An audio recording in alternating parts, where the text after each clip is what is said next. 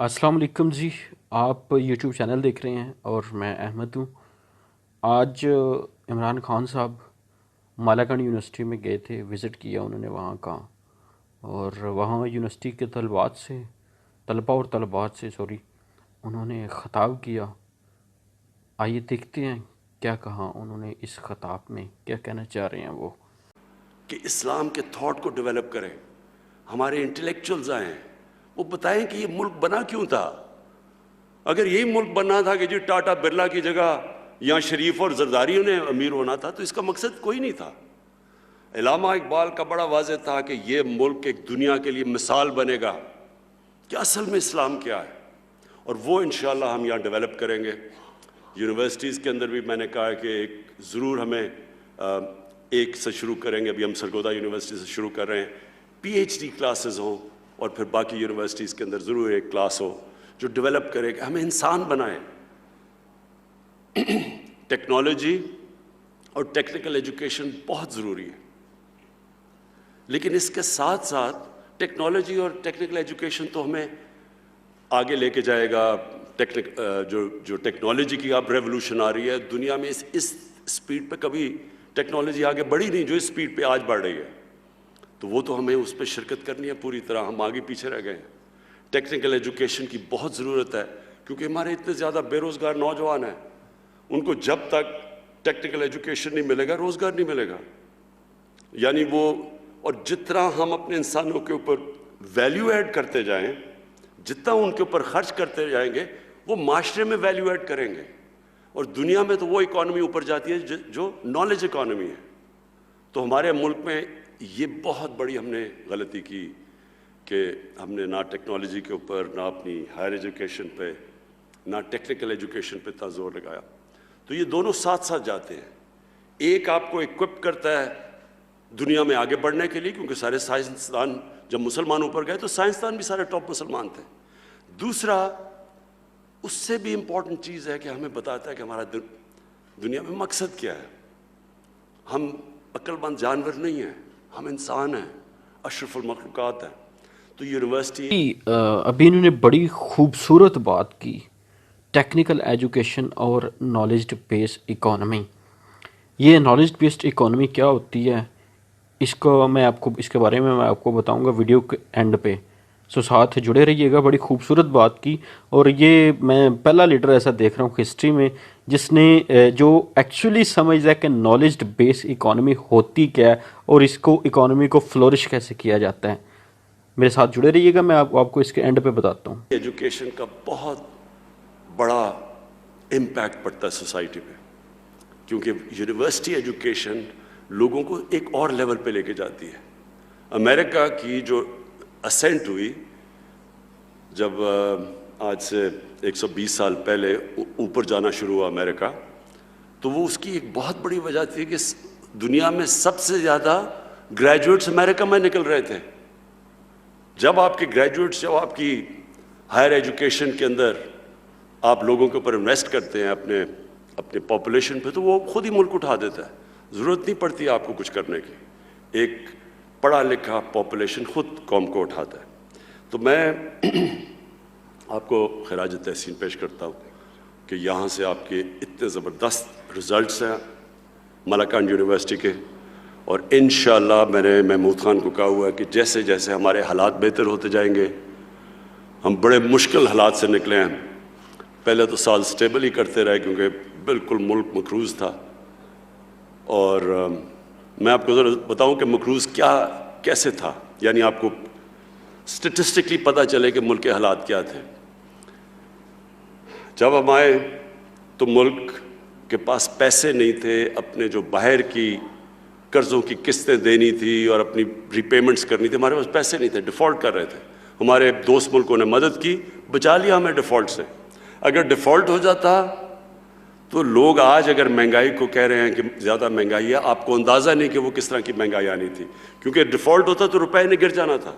جب روپے نے گرنا تھا تو سب مہنگی ہو جاتی ہے.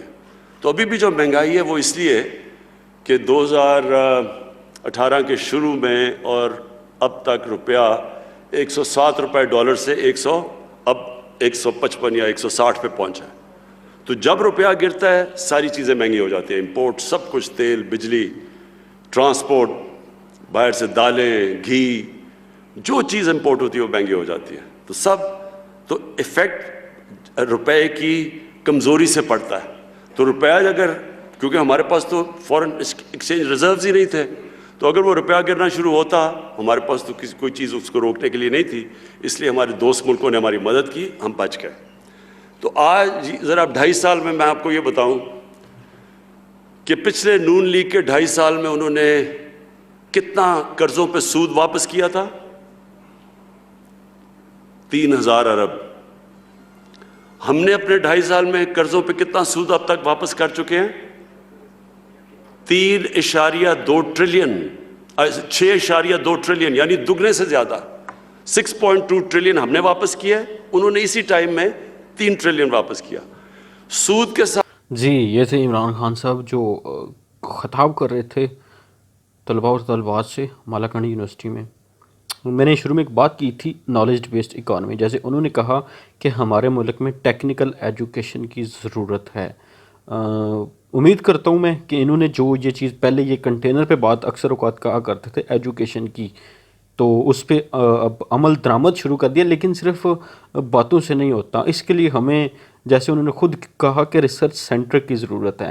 ٹھیک ہے، فرسٹ آف آل تو ہمیں اس کا بجٹ بڑھانا پڑے گا اپنی ایجوکیشن سسٹم کا. ٹھیک ہے، جب ہم بجٹ بڑھائیں گے تو تب ہی ہم اس کو آگے لے کے چلیں گے نا، ورنہ جس بجٹ جو بجٹ یہ ایلوکیٹ کرتے ہیں صرف ایجوکیشن کو، اس سے تو خالی کچھ نہیں ہوتا. اس کے لیے ہمیں فرسٹ پرائورٹی بجٹ کو دینی پڑے گی.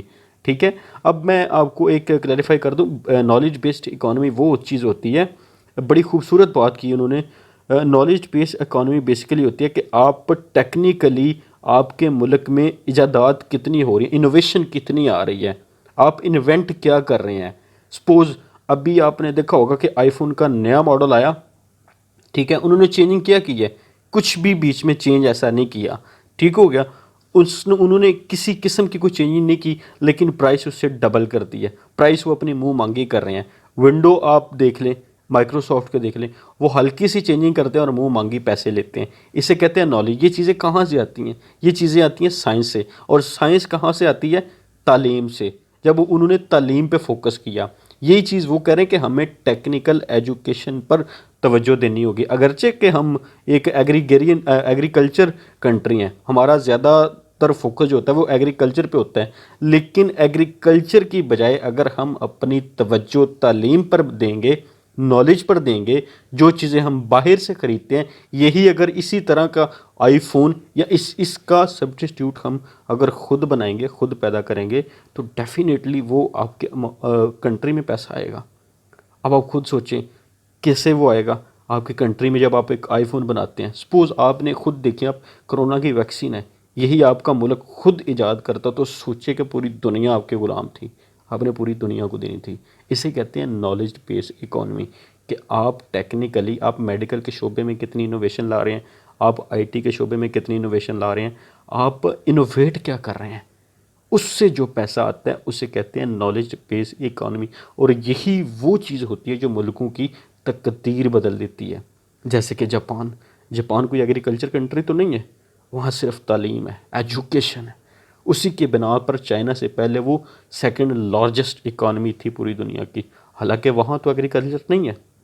اس لیے امید کرتے ہیں کہ جب تک یہ رہیں گے، تعلیم پہ فوکس کریں گے، تو امید کی جا سکتی ہے، امید کی کرن ہے کہ واحد یہ بندہ ہے جو خاص طور پر جس کی بات کرنے والی ہے اس کی کر رہا ہے. اسپیشلی جو میں بات کر رہا ہوں ایجوکیشن کی، ایجوکیشن کو لے کے چل رہا ہے، کیونکہ ہمارا ابھی بھی لٹریسی ریٹ ہارڈلی 58-59% ہے، اور وہ ہے جو صرف ایک پیراگراف لکھ سکتے ہیں اور پڑھ سکتے ہیں. مطلب کہ ابھی بھی ہمارے ملک میں 40-45% لوگ ایسے ہیں جو ایک پیراگراف لکھ اور پڑھ نہیں سکتے، یعنی 40% لوگ آپ کے ملک میں ابھی بھی جاہل ہیں. امید کرتا ہوں کہ آپ میری بات کو سمجھ پائے ہوں گے جو میں آپ کو ڈیلیور کرنا چاہ رہا تھا. ویڈیو آپ کو پسند آئی ہوگی. ملتے ہیں آپ سے اگلی ویڈیو میں. تب تک کے لیے اپنا خیال رکھیے گا اور اپنے اس چینل کا بھی. مجھے دیجیے گا اجازت. اللہ حافظ.